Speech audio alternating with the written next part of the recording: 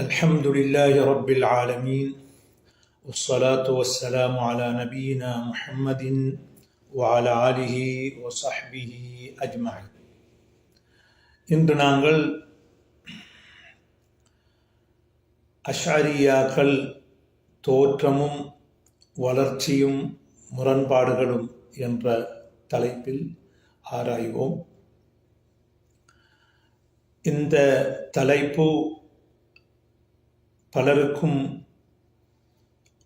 அதாவது அஷ்அரியாக்கள் பற்றிய விடயம் பலருக்கும் ஒரு கேள்வியாக இருக்கிறது.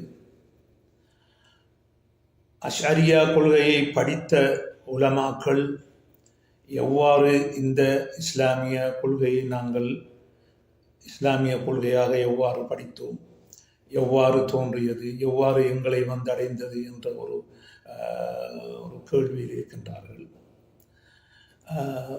பொதுமக்களும் அஷ்அரியாக்கள் என்ற சொல் பரவலாக இப்பொழுது சமூக ஊடகங்களிலே பேசப்படுவதனால் அது என்ன என்பதை அறிய ஆவலாக இருக்கின்றனர். அந்த வகையிலே நாம் அஷ்அரியாக்கள் தோற்றமும் வளர்ச்சியும் முரண்பாடுகள் என்ற தலைப்பில் பேசலாம் என நினைக்கின்றேன். அஷ்அரியாக்கள் யார் என்ற கேள்விக்கு விடை சொல்வதற்கு முன்னால் அல்லாஹ்வுடைய சிஃபாத்து சம்பந்தமாக, அல்லாஹ்வுடைய பண்புகள் சம்பந்தமாக, தன்மைகள் சம்பந்தமாக குர்ஆன் ஹதீஸ் என்ன சொல்லியிருக்கிறது என்பதை நாங்கள் முதலில் பார்ப்போம். அதை நாங்கள் சுருக்கமாக பார்த்து கொண்டால் அஷ்அரியாக்களுடைய நிலைப்பாட்டை எங்களுக்கு வழங்குவதற்கு மிகவும் இலகுவாக இருக்கும். குர்ஆன் சுன்னாவிலே கூறப்பட்டதன் பிரகாரம், அதே போன்று சஹாபாக்கள் தாபியங்களுடைய வழிகாட்டலில் காணப்படுகின்ற விடயங்களுக்கு ஏற்பவும் அல்லாஹ்வுடைய சிஃபாத்து விஷயத்திலே, அல்லாஹ்வுடைய தன்மைகள் விஷயத்திலே நாங்கள் 3 விடயங்களை கையாள வேண்டும். முதலாவது அல் இஸ்பாத், இரண்டாவது அத்தஃப்வீத், மூணாவது தன்ஸீஹ். அல்லது அல் இஸ்பாத், அத்தன்ஸீஹ், அத்தஃப்வீத், இவ்வாறாக 3 விடயங்களை நாங்கள் கையாள வேண்டும். அல் இஸ்பாத் என்றால் குர்ஆன் சுன்னாவிலே ஒரு சிஃபா, ஒரு தன்மை காணப்பட்டால் அதை அல்லாஹ்வுக்கு நாங்கள் தரிபடுத்த வேண்டும். இது அல்லாஹ்வுக்கு உரிய யதார்த்தமான தன்மை என்று நாங்கள் முதலில் நம்ப வேண்டும். இதை அல் இஸ்பாத், தன்மையை, அல்லாஹ்வுடைய சிவத்தை தரிபடுத்துதல் என்று சொல்வார்கள். அதுக்கு என்ன ஆதாரம் என்று சொன்னால், அல்லாஹ் தஆலா குர்ஆனிலே சொல்கிறான், வலில்லாஹில் அஸ்மாஉல் ஹுஸ்னா, அல்லாஹ்வுக்கு அழகிய திருநாமங்கள் இருக்கின்றன. ஃபதுஊஹு பிஹா, அதை கொண்டு நீங்கள் அவனை அழையுங்கள். வதருல்லதீன யுல்ஹிதூன ஃபீ அஸ்மாஇஹி, அல்லாஹ்வுடைய திருநாமங்களிலே திரிவுபடுத்துபவர்களை விட்டு விடுங்கள், புறக்கணித்து விடுங்கள். சயுஜ்ஸௌன மா கானூ யஅமலூன், இந்த திரிவுபடுத்துபவர்கள் செய்த விடயங்களுக்கு அவர்கள் மறுமை நாளையிலே கூலி கொடுக்கப்படுவார்கள், தண்டனை வழங்கப்படுவார்கள். அப்போ இதிலிருந்து விளங்குன்னு சொன்னால், அல்லாஹ்வுக்கு என்ன திருநாமங்கள் இருக்கிறதோ, எந்த தன்மைகள் இருக்கிறதோ அந்த தன்மைகளை அல்லாஹ்வுக்கு தரிபடுத்த வேண்டும். ஃபதுஊஹு பிஹா, அதை கொண்டு அவனை அழைக்க வேண்டும், நாங்கள் அவனை கொண்டு அவனுக்கு தரிபடுத்த வேண்டும். அதே நேரத்திலே அல்லாஹ்வுடைய திருநாமங்களிலே திரிவுபடுத்தல் என்பது முற்றுமே தடை செய்யப்பட்ட ஒன்றாகும். ஒரு காலமும் யாருக்கும் இந்த அல்லாஹ்வுடைய சிஃபாத் இது எனது பகுத்தறிவுக்கு முரணாக இருக்கிறது, எனது சிந்தனைக்கு முரணாக இருக்கிறது, நான் எனவே இந்த தன்மையை என்ன செய்ய மாட்டேன், அல்லாஹ்வுக்கு தரிபடுத்த மாட்டேன் என்று சொல்ல முடியாது.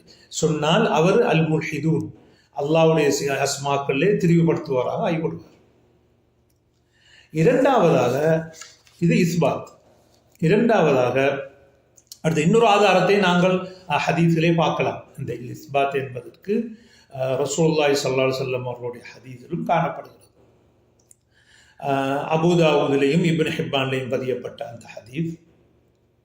அந்த ஹதீஸிலே ரசூலுல்லாஹி ஸல்லல்லாஹு அலைஹி வஸல்லம் அவர்கள் இன்னல்லாஹ கான சமீஅன் பஸீரா என்ற ஆயத்தை ஓதுகிறார்கள். அல்லாஹ் தஆலா கேட்கக்கூடியவனாகவும் பார்க்கக்கூடியவனாகவும் இருக்கிறான் என்று ஓதினார்கள் என்று அபூ ஹுரைரா ரலியல்லாஹு தஆலா அன்ஹு ஹதீஸை சொல்லிவிட்டு, நான் ரசூலுல்லாஹ் அவர்களை கண்டேன், யக்ரவுஹா, ரசூலுல்லாஹ் அவர் அந்த ஆயத்தை ஓத கண்டேன், வயலஉ உஸ்புஅஹு, அவருடைய விரலை என்ன செய்கிறார்கள், வைக்கிறார்கள், யலவு இப்ஹாமஹு,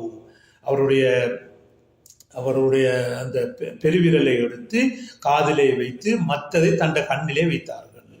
அப்ப சமீஅன் என்று சொல்லி இந்த பெருவிரலை வைத்து பசீரன் என்று சொல்லும் பொழுது கண்ணிலே வைத்திருக்கிறார்கள். அப்ப அல்லாஹ் தஆலாவுக்கு அந்த பஸர், அல்லாஹ் பார்க்கக்கூடியவன் கேட்கக்கூடியவன் என்கிற அந்த சிபாத்தை ரசூலுல்லாஹ் அவர்கள் இந்த காதை காட்டி கண்ணை காட்டி விளங்கப்படுத்தி இருக்கிறார்கள். அப்படி என்றால் இது அல்லாஹ்வுக்கு யதார்த்தமாக உள்ள தன்மை என்று நாங்கள் அல்லாஹ்வுக்கு இதை தெரிவுபடுத்த வேண்டும் என்பதை இந்த ஹதீஸ் எங்களுக்கு தெளிவுபடுத்துகிறது. இரண்டாவதாக இந்த தன்மையை தன்சீஹ்படுத்த வேண்டும். அல்லாஹ் தஆலாவை பரிசுத்தப்படுத்த வேண்டும். அல்லாஹ்வை பரிசுத்தப்படுத்துவதால் என்றால் என்ன? இந்த தன்மைகள் படைப்பினங்களின் தன்மைக்கு ஒப்பாகாது என்று நம்ப வேண்டும். இதுதான் தன்சீஹ்னு சொல்வது. இப்ப அல்லாஹ் தஆலா செவிமடுக்கிறான் என்றால் அவன் படைப்பினங்களை போல் செவிப்படுப்பவன் அல்ல என்று நம்ப வேண்டும். அல்லாஹ் பார்க்கிறான் என்று சொன்னால் படைப்பினங்கள் மாதிரி என்று சொல்லி நாங்கள் என்ன செய்யக்கூடாது, அதற்கு ஒரு விதம் கற்பிக்க கூடாது. அதே போன்று அல்லாஹ் அர்ஷின் மீது இருக்கிறான் என்றால் அவன் நாங்கள் சிம்மாசனத்திலே இருந்து அமர்ந்திருப்பது போன்று என்று நாங்கள் என்ன செய்யக்கூடாது, தஸ்பீஹ் பண்ணக்கூடாது. அல்லாஹ் அர்ஷுக்கு மேலே இருக்கிறான். 7 வானங்கள் இருக்கின்றன. இந்த 7 வானங்களுக்கு அடுத்ததால் அரசு என்கிற சிம்மாசனம் உண்டு. அந்த சிம்மாசனத்தை அடுத்து அல்லாஹ் இருக்கின்றான் என்று நாங்கள் சொல்ல வேண்டும். அது நாங்கள் இருக்கிறது போன்று என்று சொல்லி என்ன செய்யக்கூடாது, விதம் கற்பிக்க கூடாது. இதைத்தான் தன்சீஹ். இதை அல்லாஹ் தஆலா குர்ஆனிலே லைஸ கமிஸ்லிஹி ஷை வஹுவஸ் ஸமீஉல் பஸீர், லைஸ கமிஸ்லிஹி ஷை, அவனை போன்ற ஒன்றுமே கிடையாது. அதாவது யதார்த்தத்தில் ஹகீகத்தில் அவனை போல ஒன்றுமே கிடையாது. வஹுவ ஸமீஉல் பஸீர், அவன் கேட்கக்கூடியவனாகவும் பார்க்கக்கூடியவனாகவும் இருக்கிறான். அப்படியாக இருந்தால் நாங்கள் அந்த அல்லாஹ்வுடைய குன்ஹு சிஃபாத், அல்லாஹ்வுடைய சிஃபாத்துடைய உள்ளால் உள்ளபடி யதார்த்தம் என்பது யாரு படைப்பினங்களை போன்று இல்லை என்று நம்ப வேண்டும். அதுதான் தன்சீஹ். மூணாவது ஒரு கேள்வி வருகிறது, அப்படி படைப்பினங்களின் ஒப்பாக மாட்டான் என்றால் எவ்வாறு என்ற கேள்வி வந்தால் அதான் தஃவீத். அதாவது இந்த யதார்த்தத்தை, இந்த குன்ஹு சிஃபாத்தை, ஹகீகத்து சிஃபாத்தை அல்லாஹ் மட்டும்தான் அறிவான் என்று சொல்லி நாங்கள் என்ன செய்வோம், அல்லாஹ்வின் பால் சாட்டி விட வேண்டும். அதாவது சிஃபாத்துகளுடைய கருத்து எங்களுக்கு அரபு பாஷையிலே தெரியும். அந்த கருத்தை நாங்கள் அல்லாஹ்வுக்கு தெளிவுபடுத்த வேண்டும். இமாம் மாலிக் அவர்கள் சொன்னது போன்று அல் இஸ்திவாஉ மஅலூமுன் ஐ அல் மஅலூமுன் ஃபில் லுகா. இமாம் அல் குர்துபி அவர்கள் தங்களுடைய தஃப்சீரிலே சொல்லியிருக்கிறது போன்று அல் இஸ்திவாஉ மஅலூமுன் ஐ ஃபில் லுகா, லுகாவுல தெரியும் எங்களுக்கு. சமீஉன் பஸீர் என்றால் தெரியும். மா மனஅக அன் தஸ்ஜுத லிமா ஹலக்து பியதைய, எனது கரங்களால் படைப்பதற்கு நீ ஏன் சுஜூத் செய்யவில்லை என்று அல்லாஹ் தஆலா இப்லீஸை பார்த்து கேட்டார். அப்ப எதைனி என்பதற்கு கருத்து கை என்று அரபு பாஷையிலே எங்களுக்கு தெரியும். ஆனால் எவ்வாறு அல்லாஹ்வை பொறுத்து எவ்வாறு அந்த கை இருக்கும் என்கிறது அது அல்லாஹ்வுக்கு தான் தெரியும் சொல்ல வேண்டும். அப்ப தஃவீத் என்கும் பொழுது தஃவீதுல் கைஃபியா, தஃவீத் அல் இல்ம் பி ஹகாயிக் சிஃபாத், தஃவீத் அல் இல்ம் பி குன்ஹி சிஃபாத் என்றுதான் அதுக்குரிய. அதாவது அல்லாஹ்வுடைய சிஃபாத்துடைய யதார்த்தங்களை அல்லாஹ் தான் தெரியும், எங்களுக்கு தெரியாது என்று நாங்கள் சாட்டி கூட மாட்டோம். அப்ப எனவே இந்த தஃவீத் என்பது அல்லாஹ்வின்பால் இந்த சிஃபாத்துடைய கருத்துக்களை சாட்டி விடுவதல்ல.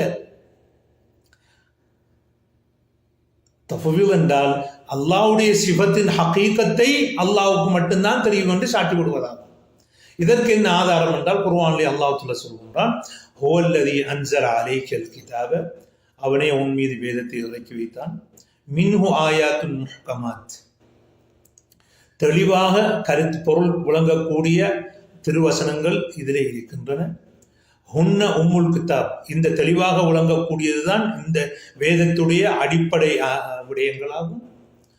உஹர், வேறொன்று இருக்கின்றது முத்தஷாபிஹாத், அதனுடைய கருத்து தெரியும், ஆனால் அதனுடைய யதார்த்தங்கள் எங்களுக்கு தெரியாது. அதான் முத்தஷாபிஹாத். கருத்து தெரியாதுன்றல்ல, கருத்து எங்களுக்கு தெரியும், அதனுடைய யதார்த்தம் தெரியாது. ஃபஅம்மல்லதீன ஃபீ குலூபிஹிம் ஸைகுன், உள்ளத்திலே வழிகள் இருக்கிறார்கள், ஃபயத்தபிஊன மா தஷாபஹ மின்ஹு, அந்த யதார்த்தங்களை தெரியாத விஷயங்களை தேடி தேடி துருவி துருவி ஆராய்வார்கள். இப்திகால் ஃபித்னதி, குழப்பத்தை உண்டு பண்ணுவதற்காக வேண்டி, வப்திகா தஅவீலிஹி, அதனுடைய யதார்த்தத்தை அறிந்து கொள்ள வேண்டும் என்பதற்காக வேண்டி. இங்கே தஅவீல் என்பது குர்ஆனில் சொல்லக்கூடிய தஅவீல் என்பது ஹகீகத்துன் என்கிறதுடைய அர்த்தம். தஅவீலுக்கு ரெண்டு அர்த்தம் இருக்குது. ஒன்று ஹகீகத் என்ற அர்த்தம், தஅவீலு ஹகீகத்து என்ற அர்த்தம். இன்னொன்று இருக்குது தஃப்சீரு, அதுக்கு கொடுக்குற விளக்கம். தஅவீல்ங்கிறதுக்கு சர்ஃபுல் லஃப்தி அன் லாஹிரிஹி, ஒரு சொல்லுக்கு வெளிரங்கமான அர்த்தம் இருக்கும் பொழுது வேறொரு அர்த்தத்தை கொடுப்பதுங்கிறது அது முத்தகல்லிமீன்களுடைய உசூலிங்களுடைய பிந்திய காலத்து இஸ்லாஹ் கலை சொல்லாகும். எனவே பின்பு தோன்றிய கலை சொற்களை வைத்து குர்ஆன் ஹதீஸுக்கு என்ன செய்யக்கூடாது, விளக்கம் கொடுக்கக்கூடாது. அப்ப இங்க வப்திகா தஅவீலிஹி என்று சொன்னால் அதனுடைய யதார்த்தத்தை அறியணும் என்பதற்காக, குழப்பத்தை உண்டு பண்ணணும் என்பதற்காக அவர்கள் என்ன செய்வார்கள், யதார்த்தங்களை தெரியாத விஷயத்திலே துருவி துருவி ஆராய்வார்கள். வமா யஅலமு தஅவீலஹு, அந்த முத்தஷாபிஹாத் என்று சொல்லக்கூடிய கருத்து விளங்கிய, யதார்த்தம் விளங்காத அந்த ஆயத்துகளுடைய யதார்த்தத்தை வமா யஅலமு தஅவீலஹு இல்லல்லாஹ், அல்லாஹ்வை தவிர யாருமே அறிந்து கொள்ள மாட்டார்கள்.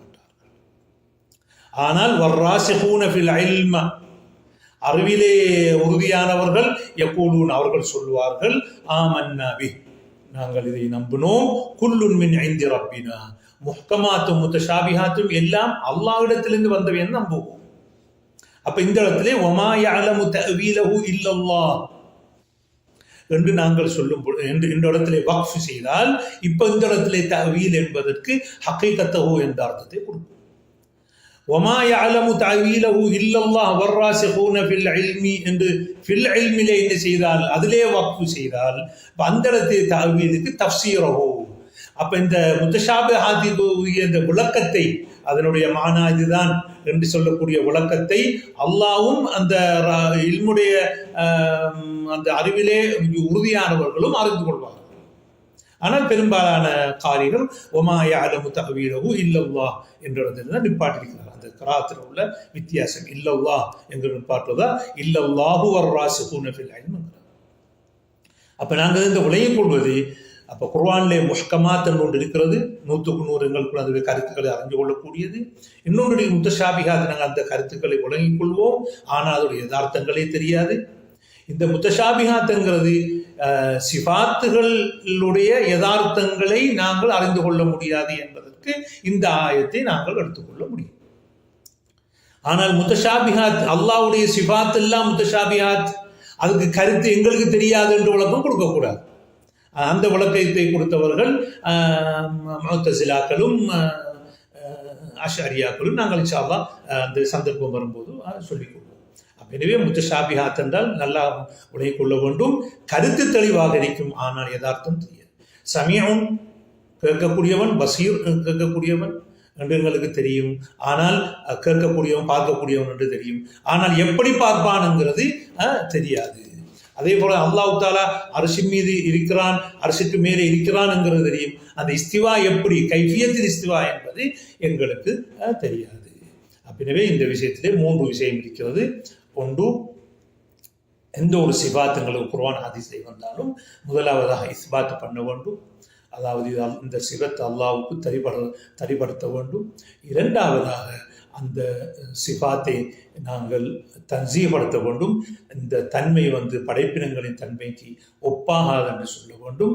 மூன்றாவதாக இது படைப்பினங்களுக்கு ஒப்பாகாதென்றால் எவ்வாறு என்ற ஒரு கேள்வி வந்தால் அந்த அல்லாஹ்வுடைய சிபாத்துடைய யதார்த்தத்தை குன்கை ஹகீகத்தை அல்லாஹ் மட்டும்தான் தெரியும் என்று நம்ப வேண்டும். இதுதான் நாங்கள் சிபாத்திலே கடைபிடிக்க வேண்டிய அடிப்படை விஷயங்களாகும். அடுத்ததாக இந்த குர்ஆன் ஹதீஸிலே உள்ள இந்த அல் இஸ்பாத், அத்தன்சீஹ் வத்தஃபுவீத் என்கிற 3 அடிப்படைகளில் தான் சஹாபாக்களும் தாபீங்களும் இருந்து வந்தார்கள். சஹாபாக்களும் தாபீங்களும் இதே கொள்கையில் தான் இருந்து வந்தார்கள். இந்த கொள்கையை முதலாக ஒரு திரிவை ஏற்படுத்தினவர் ஜஹ்ம் இப்னு சஃப்வான். ஜஹ்ம் இப்னு சஃப்வான் என்பவர் ஹிஜ்ரி 128 மரணித்தவர். அவர் ஹுராசான் என்ற தேசத்தைச் சேர்ந்தவர், அதாவது ஈரான் பகுதியிலே. ஈரான் என்ற பெயர் புதுசாக வந்தது. அந்நேரத்திலே ஹுராசான் என்று சொல்வார்கள். அந்த ஹுராசான் என்பது தற்பொழுது சொல்கின்ற அந்த ஈரான் பகுதியிலே அடங்கும். அதில் தான் ஜஹ்ம் இப்னு சஃப்வான் என்பவர் தோன்றி இந்த அல்லாஹ்வுடைய இந்த சிபாத்து விஷயத்திலே ஒரு திரிவை ஏற்படுத்துகிறார். அவருடைய முதலாவது கொள்கை என்றால், நான் அல்லாஹ்வுக்கு ஒரு வஸ்து என்று சொல்ல மாட்டேன். ஷெய் அல்லாஹ் ஷெய் அல்லாஹ் ஒரு வஸ்து என்று நான் ஷெய் என்று சொல்ல மாட்டேன். ஏனென்றால் அப்படி சொல்வதனால ஏனைய அஷியாக்களுக்கு, ஏனைய படைப்பினங்களுக்கு ஒப்பாய் வருகிறது. அங்கேதான் இவருடைய இந்த இன்காரு சிபாத் ஏற்படுகிறது. அதாவது அல்லாஹ் குர்ஆன் ஒன்றை சொன்னால் அதை நான் சொல்ல மாட்டேன். அப்ப ஏனென்றால் அது படைப்பினங்களுக்கு ஒப்பாகுது என்ற ஒரு வாதத்தை அவர் முன்வைத்தார். இரண்டாவதாக வஹ்தத்துல் வஜூத், அத்வைத கொள்கையையும் முன்வைத்தார். அல்லாஹ் தஆலா 7 வானங்களை கடந்துள்ள அர்ஷின் மீது உள்ளான் என்பதுதான் குர்ஆன், ஹதீஸ், சஹாபாக்கள், தாபீங்களுடைய நம்பிக்கையாகும். அதை சிதறடிக்க அவர் இல்லை. 40 நாள் தவம் இருந்து விட்டு வந்து சொன்னார், இன்னல்லாஹ ஃபில் ஹவாஇ வ ஃபீ குல்லி ஷை. அல்லாஹ் பவனத்திலே, காற்றிலே இருக்கிறான், எல்லா இடத்திலும் இருக்கிறான், எங்கும் நிறைந்தவன் என்று சொல்கிறார். இதன் மூலமாக அத்வைத கொள்கை அல்லது அல் ஹுலூல் வல் இத்திஹாத், அல்லாஹ் எங்கும் நிறைந்தவன் அல்லது எல்லாத்திலும் சங்கமமாக இருக்கின்றான் என்ற அந்த கருத்தை அவர் வைத்தார். இந்த இஸ்லாத்திலே அத்வைத கொள்கை ஊடுருவிய அதே நேரத்தில் தான் இந்து மதத்திலும் அந்த காலப்பகுதியிலே, சுமாராக அந்த காலப்பகுதியில் தான் ஆதி சங்கரர் என்பவரும் என்ன செய்கிறார், அந்த கொள்கையை எழுதிவிட்டு செல்கிறார். ஆனால் அவர் பரப்பவில்லை, எழுதிவிட்டு செல்கிறார். புறோ வந்தவர்கள் அந்த புத்தகத்தை எடுத்து என்ன செய்கிறார்கள், பரப்புகிறார்கள். அப்போ ஜஹ்ம் இப்னு சஃப்வான் முதலாவதாக கொண்டு வந்த கொள்கை இன்காரு சிபாத், சிபாத்துகளை நிராகரிப்பது. இரண்டாவது வஹ்தத்துல் வஜூத், எல்லா அத்வைத கொள்கை. மூன்றாவதாக குர்ஆன் படைக்கப்பட்டது. ஏனென்றால் அல்லாஹ்வுக்கு இன்கார் சிபாத் என்று செய்யும் பொழுது அதில் ஒரு சிபத்து தான் அல்லாஹ்வுடைய சிபத்துல் கலாம், அல்லாஹ் பேசினது. அப்போ பேசும்போது அல்லாஹ் தஆலா என்ன செய்யணும், ஒரு பாஷையில் பேசுவோம், இல்லை அது பாஷையில் பேச இயலாது. அது பேசினா அச்சரங்கள் வரும், எழுத்துக்கள் வரும். அது அல்லாஹ்வுடைய அல்லாஹ்வுடைய அந்த தாத்திலே என்ன செய்ய முடியாது, புதிதாக ஒன்று தோற்றம் பெற முடியாது. எனவே அல்லாஹ் பேச மாட்டான், அந்த பேச்சை படைத்தான். இப்போ குல்ஹு அல்லாஹு வாங்கிறது ஆயத்து, இதை அல்லாஹ் மொழியவில்லை. அல்லாஹ் அந்த குல்ஹு அல்லாஹ் வாங்கிறதை படைத்து விட்டான். குல்ஹு அல்லாஹு அஹத் என்று சொல்லை படைத்து விட்டான் என்று அதுக்கு விளக்கம் கொடுத்தாதான் ஹல்குல் குர்ஆன். அடுத்ததாக அவர் சொன்னார், ஈமான் என்பது உள்ளத்தால் மட்டும் நம்பினால் போதுமானது. அதை வாயால் சொல்லணும் அல்லது அதை நடைமுறைப்படுத்தணுங்கிறது தான் ஈமான்ல அடங்காது. அதாவது ஒருவர் லா இலாஹ இல்லல்லாஹ் முஹம்மது ரசூலுல்லாஹ் என்று உள்ளத்தால நம்பினா அது வாயில செல்லாட்டியும் பரவாயில்ல, அவர் என்ன இல்லை, அவர் முஸ்லீம் தான், மூமின் தான். அது வாயில சொல்லணும் என்று இல்லை, செயலால செய்யணும் என்று இல்லை. ஆனால் குர்ஆன் ஹதீஸில் சலஃபுகள் சொன்னது என்ன என்றால், ஈமானுங்கிறது என்ன செய்கிறது, உள்ளத்தால நம்பி நாவால மொழிந்து செயற்களால என்ன செய்வது, நடைமுறைப்படுத்துவது. தஸ்தீகும் பில் ஜனான், உள்ளத்தாலே நம்புவது, இக்ராரும் பில் லிசான், நாவினால் என்ன செய்வது, ஏற்றுக்கொள்வது, அமலும் பில் அர்கான், உடல்களால உறுப்புகளால அதை நடைமுறைப்படுத்துவது. மூன்றும் சேர்ந்ததுதான் ஈமான். இதை ஒன்று இல்லாமல் ஆக்கும் பொழுதோ இங்கே முர்ஜியாவுடைய கொள்கைக்கு போறோம். இப்ப அதனால தான் இந்த நாங்கள் அந்த வரலாற்று ஆசிரியர்கள் ஜஹ்மியாக்களை சொல்லும் பொழுது அந்த சிபாத்து விஷயங்கள்ல யாராவது ஒரு சிபாத்தை நிராகரித்தால் அவருக்கு ஜஹ்மி என்று சொல்வார்.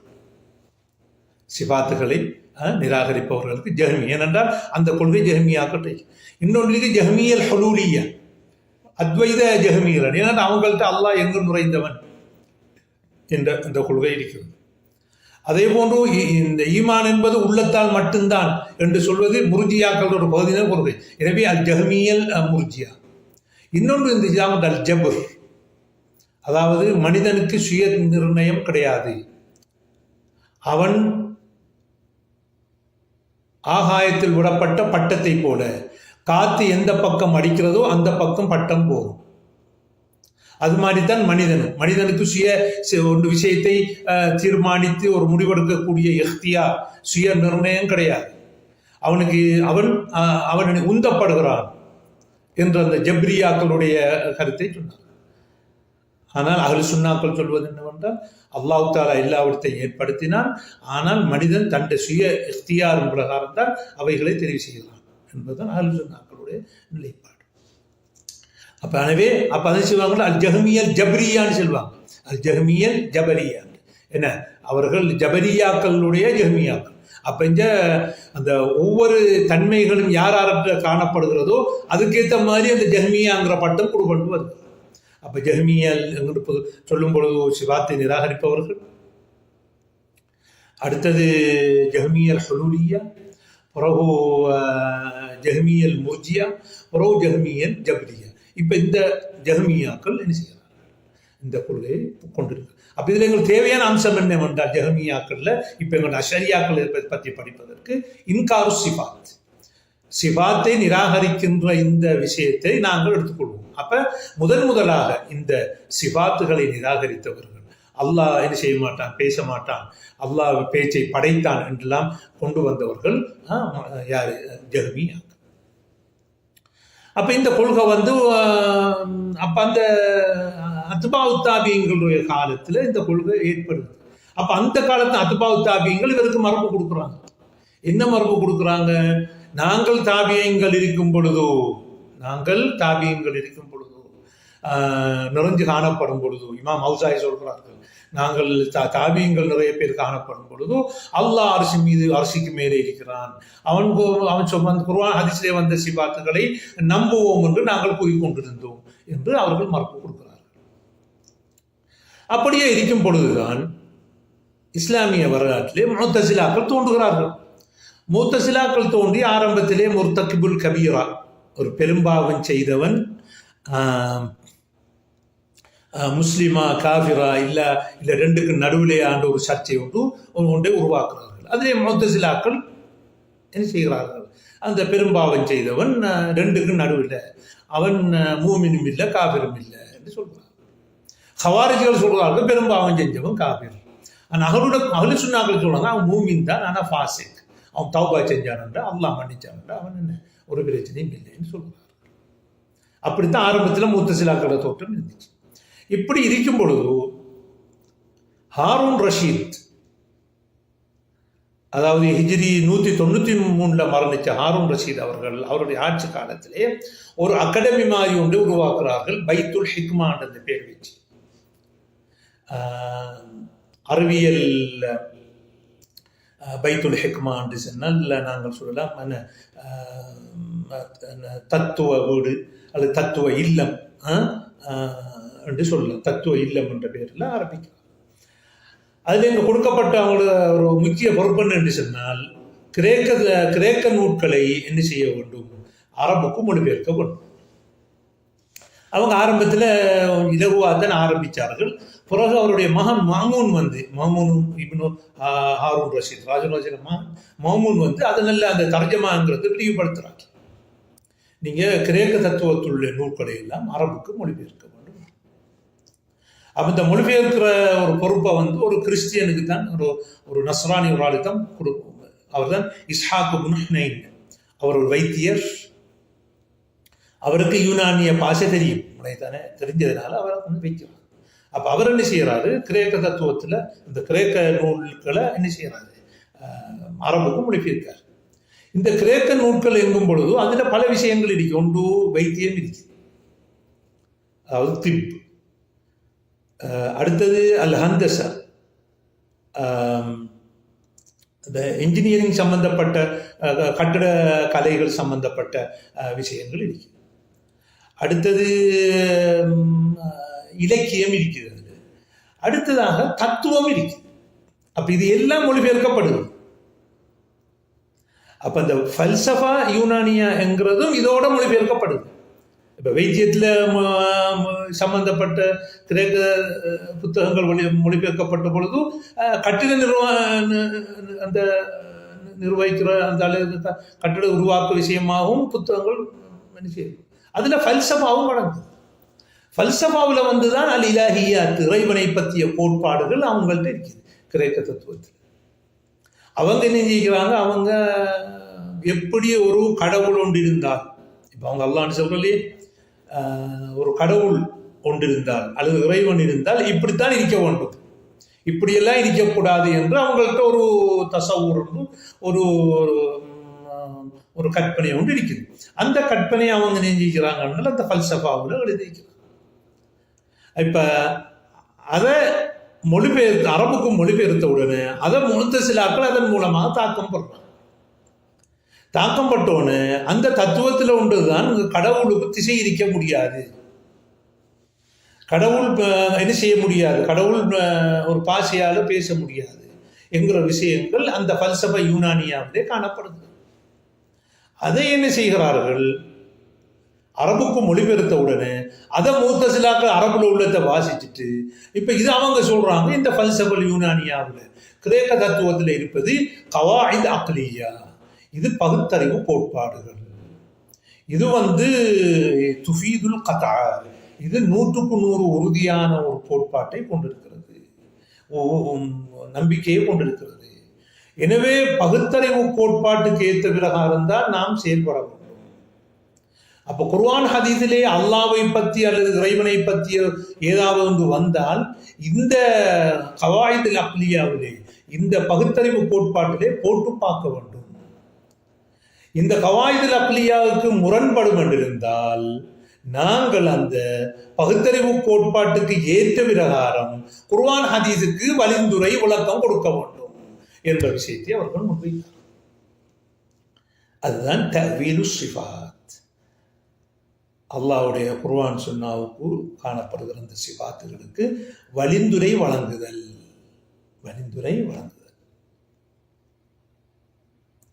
என்கிறதை இவர்கள் முஅத்தஸிலாக்கள் ஆரம்பித்து வைக்கிறார்கள். அதிலே குறிப்பாக அல்லாஹ் அர்ஷின் மீது இல்லை, ஏனென்றால் அந்த கிரேக்க தத்துவத்தில் இருக்குது அல்லாஹ் தஆலா பிரபஞ்சத்துக்கு உள்ளேயும் இல்லை, வெளியேயும் இல்லை, மேலேயும் இல்லை, கீழையும் இல்லை, வலதிலையும் இல்லை, இடதிலையும் இல்லை என்று அந்த இதில் எந்த இடமும் இல்லை, திசையும் இல்லை என்பது அந்த கிரேக்க தத்துவத்திலே காணப்படுகிறது. அதை எடுத்து முத்தஸிலாக்கள் என்ன செய்தார்கள், கவாயித் அக்லியா, பகுத்தறிவு கோட்பாடுகள் என்ற பெயரிலே அதை முஸ்லிம் சமூகத்துக்கு அறிமுகப்படுத்துகிறார். அப்ப இதுக்கு முதல் அல்லாஹ் அர்ஷின் மீது இருக்கிறான் என்கின்ற கொள்கையை ஜஹ்ம் இப்னு ஸஃப்வான் எல்லா இடத்திலும் இருக்கிறான், அரசியலையும் இருக்கிறான், எல்லா இருக்கிறான் என்று சொல்லி போட்டு அவர் போக, இவர் முத்தஸிலாக்கள் வந்து இல்லை, இது நாங்க இது வந்து இந்த அல்லாஹ் தஆலா பிரபஞ்சத்துக்கு உள்ளேயும் இல்லை, வெளியேயும் இல்லை, சேர்ந்தும் இல்லை, பிரபஞ்சத்துடன் அல்லாஹ் சேர்ந்தும் இல்லை, பிரிந்தும் இல்லை என்று இந்த வாதத்தை முன்வைத்தார். இதுக்கு இவர்களுடைய அடிப்படை என்னவென்றால் இந்த அந்த ஃபல்சஃபா யூனானியாவிலே சொல்லப்பட்ட அந்த கவாயித் அக்லியா, பகுத்தறிவு வாதம் தான் அவங்களுடைய அடிப்படை. அதிலே ஒன்றுதான் அல்லாஹ் தாலா ஒரு கடவுள் என்பவன் இருந்து அல் கலாம் ஒரு பாஷையிலே வழியாக முடியாது. நமக்கு எல்லோருக்கும் தெரியும் வேதம் என்பது அல் குதுபு சமாவிய மனிதனுடைய பாஷையில தான் இறங்கிச்சு. அது இப்போ முஸ்லிம்காகிய எங்களுக்கு இப்போ உதாரணமாக தௌராத் என்கின்ற வேதம் லுகா அப்ரியா விளங்குதானே, அப்ரியா பாஷையிலே இணைஞ்சிருக்கு இறங்கியது. எங்களுக்கு குர்ஆன் அரபு பாஷையிலே இறங்கியது.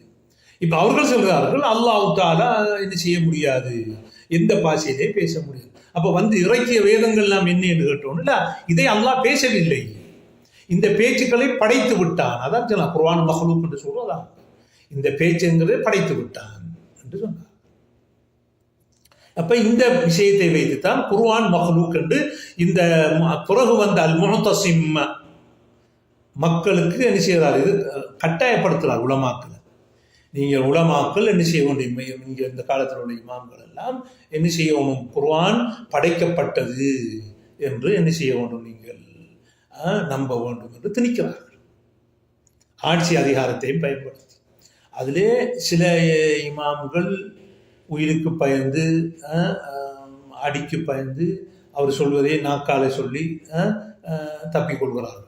ஆனால் இமாம் அஹ்மத் பின் ஹம்பல் ரஹிமஹுல்லாஹ் அவர்கள் இல்லை, எப்படி சொல்ல முடியாது என்று அந்த முஅத்தஸிமுக்கு எதிரான ஒரு நிலைப்பாட்டை எடுக்கிறார். அந்த முஅத்தஸிம் என்பவர் ஹிஜ்ரி 227 மௌத்தானவர். அவர் தான் என்ன செய்கிறார், இமாம் அஹ்மத் பின் ஹம்பலை என்ன செய்கிறார், குர்ஆன் படைக்கப்பட்டது என்றது நீங்க சொல்லணும் என்று. ஆனால் இமாம் அஹ்மத் மறுக்கிறார். இப்ப முஅத்தஸிமுக்கு இந்த சிந்தனையை ஊட்டின முஅத்தஸிலாக்கள் யார் என்றால் 2 பேர். ஒன்று இப்னு அபி தாவூத் சொல்றார், இவர் அந்த சுனன் எழுதின அபு தாவூத் மகன் அல்ல, இவர் இப்னு அபி தாவூத் என்றால் ஓரார். அவர் ஒன்று. 2வது பிஷ்ருல் மரிசி, பிஷ்ர் அல் மரிசி என்ற 2 பேரும். இப்னு அபி தாவூத் ஹிஜ்ரி 240 மௌத்தாராரு, பிஷ்ருல் மரிசி 218 மௌத்தார். இவங்க 2 பேரும் தான் முஅத்தஸிமை தூண்டி விடுறாங்க. இமாம் அஹ்மத் பின் ஹம்பலை குர்ஆன் மஹ்லூக் என்று சொல்ல வைங்க, இல்லாட்டி அவரை கொல்லுங்க என்று சொல்லி தூண்டி விடுறாங்க. அப்ப அவர் சொல்றாரு, நான் கொல்ல மாட்டேன், வேற ஏதாவது. அப்ப அவங்க சொல்றாங்க, நீங்க அவரை சாட்டையால் அடிப்போம்னு சொல்லி அப்ப சாட்டையால் அடிக்க சொல்லி சொல்றாங்க. ஆனா இமாம் அஹ்மது பின் ஹம்பல் என்ன செய்யல, அவங்க இந்த கொள்கையை உடல்.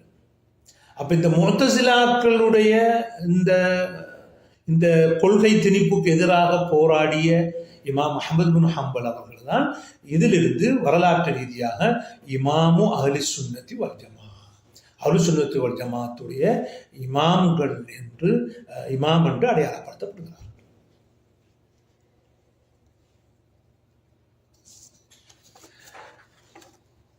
இந்த பிஷ்ருல் மரிசி தான் இந்த இந்த மிகவும் தீவிரமான முறையில் இந்த இந்த கொள்கையை முஅத்தஸிமோ கொடுத்தது. என்றால் முஅத்தஸிம் அந்த மற்ற அவர் இப்னு அபி தாவூதை மிகவும் நம்பியிருந்தார். எதையும் கேட்பதாக இருந்தால் மார்க்க விஷயம் மட்டுமல்ல, உலக விஷயத்தையும் அவரிடத்தில்தான் கலந்தாலோசிக்கக்கூடியவராக இருந்தார். அதனாலதான் இந்த கொள்கையை இமாம் அஹ்மத் பின் ஹம்பல் அவருக்கு திணிக்க முற்பட்டார். அப்ப அதுக்கு பிறகு இமாம் அஹ்மத் பின் ஹம்பல் அவர்களுடைய கொள்கை தான் அஹ்லு சுன்னாக்களுடைய கொள்கையாக இருந்து கொண்டு வருகிறது. அதை சார்ந்த உலமாக்களும் அஹ்லு சுன்னத் உலமாக்களும்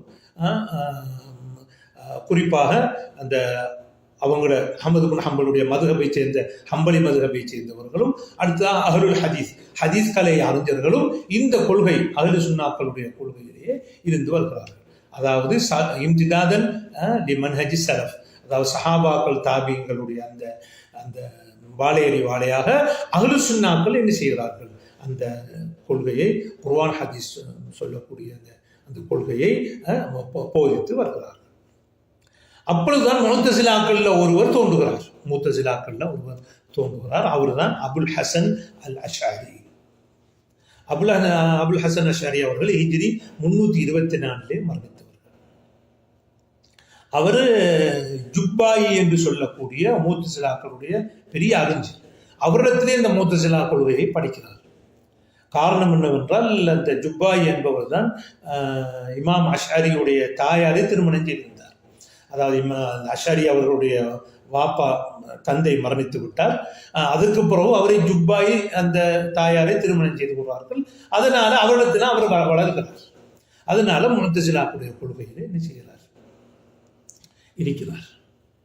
கிட்ட 40 வருஷமாக அபுல் ஹசன் அஷ்அரி அவர்கள் என்ன செய்கிறார்கள், முஅ்தஸிலா கொள்கையிலே இருக்கிறார். இருந்து விட்டு பிறகு அவர்கள் ஒரு நாள் மிம்பரில் ஏறி அறிவிக்கிறார்கள், நான் 40 வருஷமாக இந்த முஅ்தஸிலாக்களுடைய கொள்கையிலே இருந்தேன், இப்பொழுது நான் அஹ்லு சுன்னத் வல் ஜமாஅத்துடைய கொள்கைக்கு வந்து விட்டேன் என்று பிரகடனப்படுத்துகிறார்கள். இப்பொழுது இமாம் அஷ்அரி அவர்கள் ஒரு அஹ்லு சுன்னாக்களை கொள்கையை ஆதரிக்கும் ஒருவராக மாறிவிட்டார்.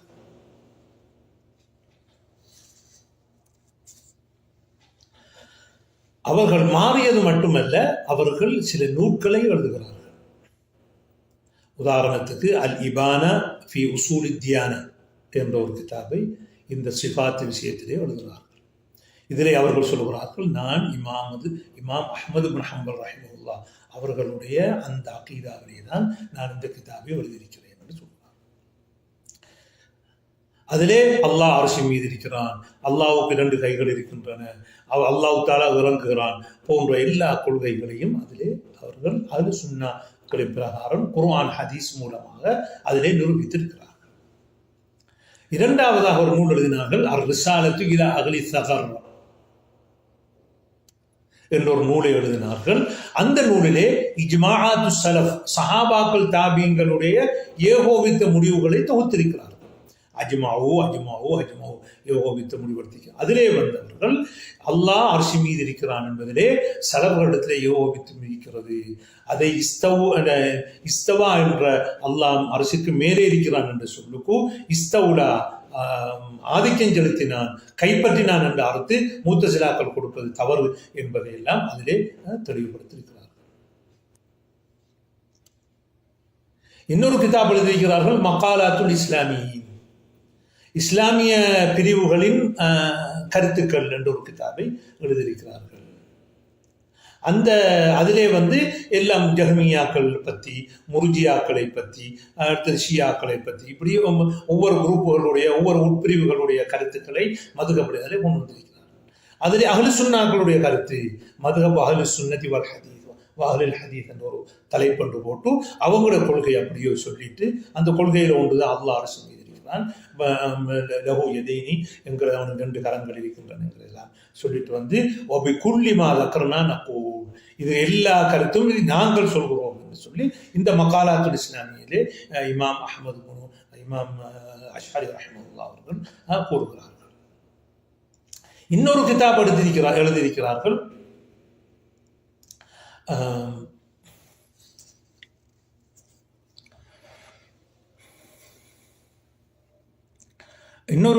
எழுதியிருக்கிறார்கள், அல்லுமா ஃபிர் ரத்தி அலா அஹ்லி ஸைகி வல் பிதா என்ற ஒரு கிதாப் எழுதியிருக்கிறார்கள்.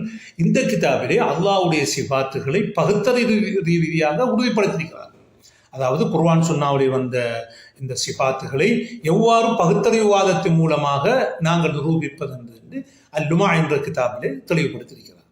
அதிலே அவர்கள் வழிந்துரை சொல்ல வேண்டும் அல்லது தஃவீர் மானா அந்த கருத்து அல்லாஹ்வுக்கு தான் தெரியணும் என்று சொன்னதெல்லாம் அதிலே அவர்கள் சொல்லவில்லை.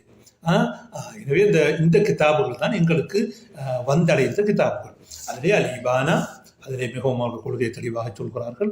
இந்த இபானா என்ற கிதாபை பற்றி இமாம் இப்னு அசாக்கிர் அவர்கள் தபீயின் கதிபில் முஃப்தரியிலே இந்த கிதாபிலே சிஃபாத்து சம்பந்தமான கருத்துக்களை எடுத்து சொல்லியிருக்கிறார்கள். அதே போன்று இமாம் நவவி அவர்கள் தனது கையால் எழுதி இந்த கிதாபை எழுதியிருக்கிறார்கள். அடுத்ததாக ரிசாலா இலா அஹ்லி ஸகர், அதாவது இந்த நூலும் இமாம் அஷ்அரி அவர்கள் அதிலே மக்கீதத்து ஸலஃபை என்ன செய்கிறார்கள், என்ன நிறுவனம் செய்கிறார்கள். அடுத்ததாக மகாலாத்துல் இஸ்லாமியின், இதிலேயும் அஹ்லு சுன்னாக்களுடைய கருத்துக்களை நான் ஏற்றுக்கொள்கிறேன். அதில் ஒன்றுதான் சிஃபாத்துகளை இஸ்பாத் பண்ணுவது, அல்லாஹ் அர்ஷ் மீது நம்புவது. அப்போ இந்த அஹ்லு சுன்னாக்களுடைய இந்த கொள்கையை இமாம் இமாம் ஜக்கரியா சாஜி என்கிற ஒரு ஹதீஸ்களை அறிஞர்கள் தான் இந்த மக்காலத்து அஹ்லுசுன்னாவை மக்காலத்து சலபை அவர்கள் எடுக்கிறார்கள். எனவே முஅத்தஸிலா கொள்கையை விட்டு அவர்கள் அஹ்லுசுன்னாக்கள் வந்ததுக்கு பிறகு அவர்கள் என்ன செய்யவில்லை, அல்லாஹ் அர்ஷின் மீது இல்லை என்பதை நிராகரிக்கவில்லை, அவர்கள் இருக்கிறான் என்பதைத்தான் சொல்லியிருக்கிறார்கள். அதே போன்று இந்த சிஃபாத்துகளை பெரும்பாலான சிஃபாத்துகளை என்ன செய்யவில்லை, அவர்கள் தாவில் செய்யவில்லை. ஒரே ஒரு சிஃபத்திலே அவர்கள் தாவில் செஞ்சதாக சில இடங்களில் வருகிறது. அதை தவிர அவர்கள் 199% சிஃபாத்துகளை அவர்கள் தாவில் செய்யவில்லை. இதே நிலைப்பாட்டில் தான் இமாம் அஷாரி அவர்கள் இருந்தார்கள். அவர்களுடைய பிரதான மாணவர்களை நாங்கள் எடுத்துக்கொண்டோம். எப்பொழுதும் ஒரு இமாமுடைய ஒரு சிந்தனை கூடத்திலே மாணவர்கள் உருவாகுவார். இப்போ அந்த மாணவர்கள் நிலைப்பாடுகளை நாங்கள் பார்க்கும் பொழுதும் அவர்களும் இவருடைய இமாம் அஷாரியுடைய அந்த அஹ்லுசுன்னாக்களுடைய அந்த கொள்கையில் தான் இருந்திருக்கிறார். அதிலே முதலாவதாக உள்ளவர் தான் அபுல் ஹசன் அல் பாஹிலி என்று சொல்லக்கூடியவர். அவர் 370 மரணிக்கிறார்கள். அவர்கள் ஒரு ஷியாக்காரனாக இருந்து, ஷியா சிந்தனை உள்ளவராக இருந்து, பிறகு இமாம் அஷாரி அவர்களுடன் விவாதித்து அந்த விவாதத்தில் அவர்கள் அஹ்லுசுன்னா மதுஹபுக்கு வருகிறார். இரண்டாவதாக ஒரு மாணவர் தான் அபுல் ஹசன் இப்னு மஹ்தி அத்தபரி. இவரும் அஹ்லுசுன்னாக்களுடைய இமாம் அஷாரியுடைய மாணவர்கள் உள்ளவர். அவருக்கு ஒரு கிதாப் இருக்குது, முஷ்கிலுல் ஆயாத் என்று சொல்லி, அதில் அர் ரஹ்மானு அலல் அர்ஷிஸ்தவா என்று ஒரு அந்த ஆயத்தை கொண்டு வந்து அல்லாஹ் எல்லாவற்றுக்கும் மேலே இருக்கிறான், அதில் இருக்கிறான்னு சொல்லி அதை என்ன செய்ய முடியாது, இஸ்தவுலா அந்த பல்கை என்று சொல்லக்கூடிய முஅத்தஸிலாக்காரர் வந்து என்ன செய்கிறார், அதை கைப்பற்றி நான் ஆதிக்கம் செலுத்தினான் என்ற அர்த்தம் கொடுக்கிறார். இது தவறு என்று சொல்கிறார். மூணாவது மாணவர் தான் இப்னு முஜாஹித் அத்தாயி. அவர் ஹிஜ்ரி 377 மரணிக்காரு. அவரும் என்ன செய்கிறாரு, இமாம் அஷாரியுடைய அந்த அதே போக்கில் தான் போகிறார். என்ன செய்யல, அவங்க அந்த தன்னுடைய இமாமுடைய கொள்கையில் இருந்தவர்கள் தடம் புரளவில்லை. எனவே 3 பேர், அபுல் ஹசன் அல் பாஹிலி, அடுத்தது அவர் 370 மரணிக்கிறாரு. அடுத்தது இப்னு மஹ்தி அத்தபரி, அவர் ஹிஜ்ரி 380 மரணிக்கிறாரு. அடுத்ததாக மூணாவது இப்னு முஜாஹித் அத்தாயி, அவர் 370 மரணிக்கிறார். இவங்க எல்லோரும் என்ன செய்கிறாங்க, எல்லோரும் அஹ்லுசுன்னாக்களுடைய கொள்கை, அதாவது இமாம் அஷாரி சொன்ன அஹ்லுசுன்னாக்களுடைய கொள்கைனா இருந்து வராங்க. இந்த இப்னு முஜாஹித்ங்கிறவர்கள் தான் இமாம் பாக்கில்லானி அவர்கள் என்ன செய்கிறார்கள், இந்த அஹ்லுசுன்னாக்களுடைய கொள்கையை எடுத்து அவருடைய நூலிலே என்ன செய்கிறார்கள், இந்த அஹ்லுசுன்னாக்களுடைய கொள்கையை எடுக்க போகணும் என்பதை வலியுறுத்தி இருக்கிறார்கள்.